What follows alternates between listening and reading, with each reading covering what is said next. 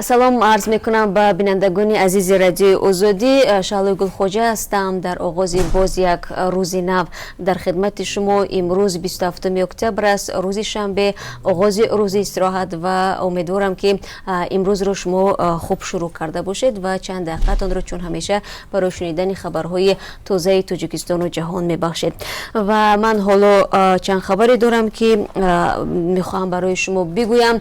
مقامات تاجیک اسم متهمان در قضیه حمله به سیاحان خارجی را بار نخست افشا کردند. دادگاه عالی تاجیکستان میگوید حسین عبدالصمدov سرکرده این گروه از روی 9 اتهام در دادگاه پاسخ میگوید. عبدالصمدov از جمله به تشکیلات جنایتی، تروریسم، افراطگرایی، آدمکشی، جلب شهروندان به عملیات مسلحانه دیگر دولت‌ها گمان بر می شود. دادگاه عالی تاجیکستان بعد از ظهر 26 اکتبر با نشر یک بیانیه رسمی جزئیات پرونده حمله به سیاحان خارجی را نشر کرد. مقامات دادگاه عالی میگویند فعلا در کرسی عبدوری 15 نفر نشستند که از آنها یک نفرشان زن بوده است. به اطلاع دادگاه عالی در بین این گروه 2 نفر آنها کرامت الله غنی و بهروز صفایف برای اشتراک در اتحادیه جنایتی و افراطگرایی متهم هستند. باقی 12 نفر دیگر با شمول بهروز سیمرود، قربانبek غنیزاده، عبدالمومن دولتов، فاروق دولتов، خیامالدین قربانov، بختیار صلاح‌الدینov، منصور صالحov، سعدالله خالمرادزاده، شاهین یوسفزاده، فردوسی یوسفov، محمدالله قلندر و بهرنیسا حیدر و برای خبر ندادن و یا پنهان داشتن جنایت به جوابگری کشیده شدند. مقامات دادگاه عالی درباره حسین عبدالصمدov میگوید او از سال 2004 اعضای حزب ممنوع نهضت اسلامی بوده. سال 2016-2017 در حیات گروه تندروی دولت اسلامی در سوریه و عراق جنگ کرده است. مسئولین دادگاه عالی نوشتند همه 5 نفر حمله کننده به سیاحان خارجی کرامت الله غنی و بهروز صفایف اعضای حزب ممنوع نهضت اسلامی بودند. مقامات تاجیکستان حسین عبدالصمدov ساکن 33 ساله شهر دوشنبه را رهبر گروه میدانند که روز 29 ایول در حدود نایب دنغره ولایت ختلان جهانگردان خارجی را با ماشین پخش نموده بعداً با کرد و تبر به آنها ضربه زدند. حمله به جهانگردان خارجی از کمترین رویدادهای است که نام تاجیکستان را به سرخط رسانه‌های جهانی برآورد. برای انعکاس مرافعه متهمان در قتل سیاحان نه تنها روزنامه‌نگاران داخلی بلکه نماینده‌های رسانه‌ها از اروپا از جمله از هلند هم آمدند، اما ژورنالیستان به تالار مرافعه راه نیافتند. مسئولان وزارت فرهنگ تاجیکستان گفتند که ماموران میلیسا در جریان یک سنجش جزودان و کیسه های آموزگاران و دانشجویان کالج رسامی را کفت و کوب کردند که یک نوع تأخیر است. وزارت فرهنگ در واکنش به انتقاد خدمات پیشگیری از حقوق ویرانکنی میان نابالغان وزارت کارهای داخلی که پس از یک سنجش به سر و لباس محصلین این کالج ایراد گرفته بود پاسخ داده است. در پاسخ وزارت گفته می شود در رفت عملیات کارمندان خدمات پیشگیری از حقوق ویرانکنی بین نابالغان وزارت کارهای داخلی در کالج رسامی با شیوه درشت به دانشجویان و آموزگاران معامله کرده جزودان و کیسه دانشجویان را گفتند که این تحقیر نسبت به مجموعه معیارهای حمیده انسانی بوده باعث به دلسردی و تاثیر منفی رساندن به شعور و تفکر جوانان می گردد. یکی از آموزگاران کالج رسامی به نام میرزا رحمت علیمov روز 26 اکتبر در صحبت با رادیو آزادی گفت کارمندان میلیسا یک بار سنجش را از یک اودیتور شروع کردند که در آنجا درس ریاضی ادامه داشت. وقتی از اتاق درس میبرایند در دالان یک دانشجو آنها را میبیند و او در بخش هیکل تراشی تحصیل میکنند. دانشجویان بیشتر وقت با گچ کار میکنند و همان لحظه دستایش با گچ آلوده بوده با لباس کاری قرار داشته است. در این لحظه صورت او را گرفتند. همین صورت را به حیث دلیل در رسانه ها نشر کردند که گویا دانشجویان ما کاستوم و گالستوک یعنی لباس های تفسیر شده را نمیپوشند. باز گفتند که گویا دانشجویان ما با ریشی دمیده به درس اومده باشند، اما در اصل این طور نیست. ابراز داشت میرالیوا. این استاد کالج گفت بیش از یک سال است که کالج به بینای سابق کارگاه کنسترکتیو و ماشین سازی کوچانده شده است و آنجا چندان برای تعلیم موافق نیست. وزارت فرهنگ تاجیکستان میگوید دانشجویان این کالج از روی خصوصیت تعلیمی ساحه وابسته به کسب و اختصاصشان در درس‌های عملی میتوانند با لباس کاری حاضر شوند، زیرا با لباس رسمی با اشیا و предметҳои хусусияти соҳавӣ яъне лою рангу ва ғайра кор кардан ғайриимкон аст гуфтанд дар вазорати фарҳанг. рӯ мерам ба хабарҳои дигар. додгоҳи ноҳияи ҳамадонӣ Фарух Халифаевро ки дар куштори ҳамсараш муттаҳам мешуд 11 сол зиндонӣ кард, аммо ин ҳукм эътирози хонаводаи арӯс Разоқоваи 32 соларо ба бор овардааст. ба гуфтаи манбаи радиои Озодӣ, Фарух дар додгоҳ иқрор шуд ки куштор дар пайи рашки ӯ ва баҳсҳо бар сари робитаи маҳрамона рух додааст. маҳкум шуда нахуст ҳамсарро латтукӯб намудаву беҳуш месозад ва сипас бо 13 зарби корд мекушад. хонаводаи арӯс Разоқоваи 32 сола аз ҳукми баровардаи додгоҳ эътироз доранд ва мегӯянд ӯро набояд камтар аз 20 сол зиндонӣ мекарданд. қатли арӯс Разоқова субҳи 18 июн аз сӯи Фарух Халифаев дар маркази ноҳияи ҳамадонӣ рух дод. Фарух баъди куштори ҳамсараш худро ба мақомоти пулис таслим кард. баъди ин мақомоти додистонӣ нисбати Фарух Халифаев бо моддаи 104 қисми 1 яъне одамкушӣ парвандаи ҷиноӣ боз карданд. аз Фарух Халифаев ва арӯс Разоқова 4 кӯдак яктим мондааст. Фарух Халифаев дар ҳоле барои куштори ҳамсараш 11 сол зиндонӣ шуд ки ҳоло баррасии парвандаи Бобоҷон Ширинов, писари Раҷабалӣ Ширинов, собиқ муовини раиси оҷонси мубориза бо фасоди Тоҷикистон ки дар куштори ҳамсараш муттаҳам мешавад, дар додгоҳ идома дорад. ахиран айбдоркунандаи давлатӣ аз додрас хост ки Бобоҷон Шириновро 20 сол аз озодӣ маҳрум кунанд. хабаргузори Спутник Тоҷикистон менависад ки Ёдгор Файзов, раиси тозатаини вилояти Мухтори Кӯҳи Бадахшон, дастур додааст ки мансабдорони давлатии вилоят бояд корафтодагонро ҳамарӯза қабул кунанд.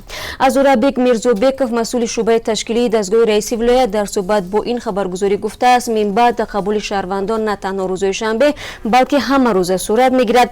раиси нав супориш дод ки шаҳрвандон, махсусан онҳое ки аз навоҳии дурдаст меоянд, рӯзи шанберо интизор нашаванд.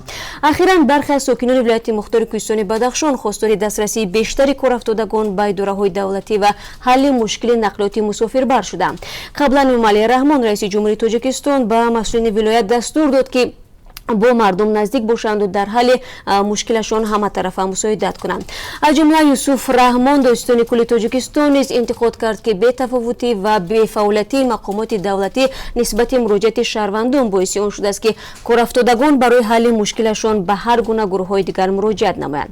хабаргузори Спутник аз қавли сокинони вилояти Мухтори Бадахшон дар идома менависад, онҳо аз Ёдгор Файзов, раиси нави вилоят ки таҷрибаи хуби ҳамкорӣ бо мардумро дорад, дастрасии озоди корафтодагон ба идораҳои давлатӣ ва ҳалли масъалаҳоеро интизоранд ки воқеан муҳиманд.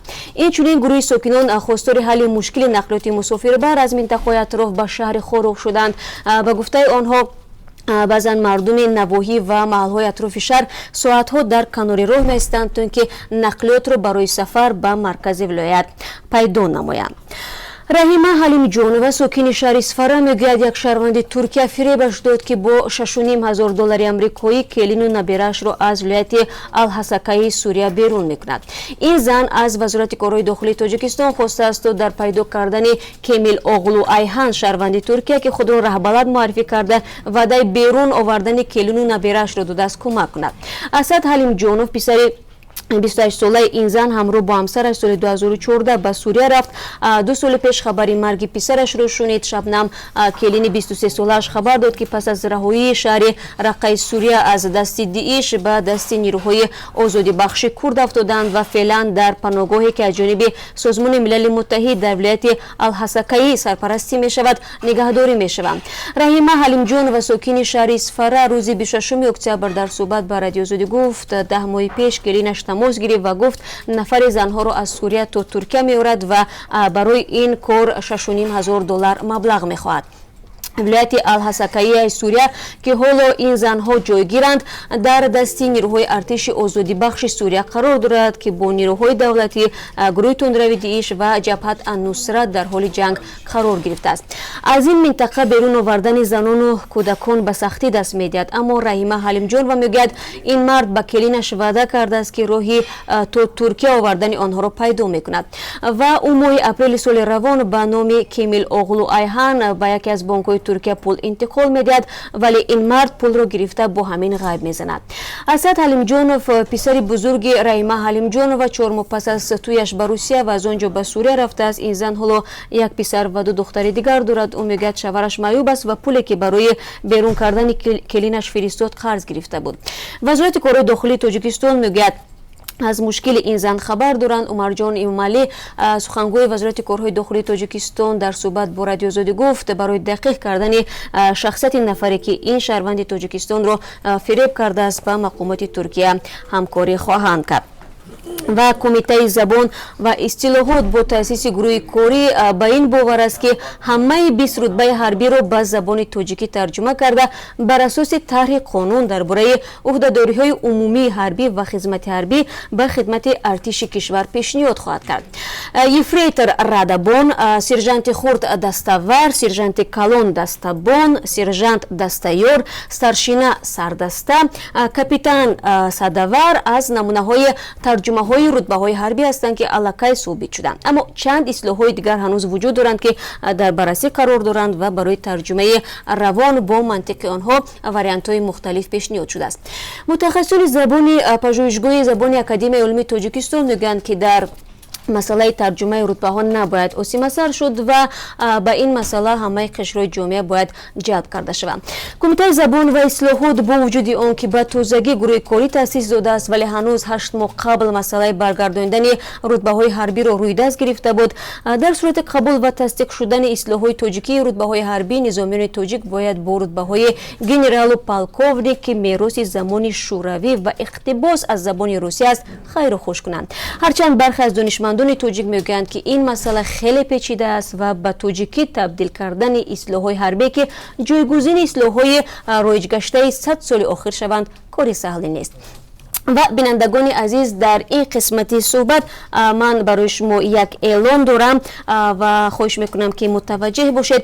شروع از 28 اکتبر یعنی از فردا اروپا به ساعت زمستانه میگذرد. هرچند در پراگ ما ساعت تقدیم برنامه خبری را دیگر نمیکنیم، اما با نظرداشت زیاد شدن فرقیت ساعت بین تاجیکستان و روسیه این برنامه ها رو شما یک ساعت دیرتر تماشا کردن میتوانید. حالا من ساعت رو برای شما میگم. نویدی بمدودی به وقت تاجیکستان ساعت 11 و به وقت روسیه ساعت 8 صبح پخش می شود. برنامه خبری را باشد در تاجیکستان ساعت 4 بگو و در روسیه ساعت 3 نصف روزی مستقیما تماشا کرده می توانید. همین گونه تقدیم سرخطا نیز در تاجیکستان ساعت 2 و در روسیه ساعت 12 قابل تماشاست. تشکر برای همراهی. برای شما روز خوب می خواهم و همتون را فردا با خبرهای تازه تاجیکستان و جهان منتظر می شوم.